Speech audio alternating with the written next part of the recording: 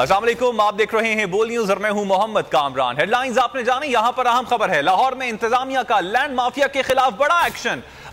अलीम खान की housing society park view में grand operation. अरबों रुपए मालियत की सरकारी जमीन से कब्जा छुड़वा लिया गया। कब्जा माफिया ने नहर को मट्टी से भर के प्लॉट बना दिए थे। अपडेट कर रहे हैं आपको अहम खबर से। लैंड माफिया के खिलाफ लाहौर में एक्शन लिया गया है और अलीम खान की हाउसिंग सोसाइटी पार्क व्यू पर छापा मारा गया है।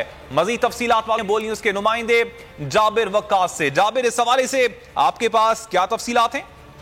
जी बिल्कुल, इरिगेशन डिपार्टमेंट ने अरबों रुपए की मालियत की किनाल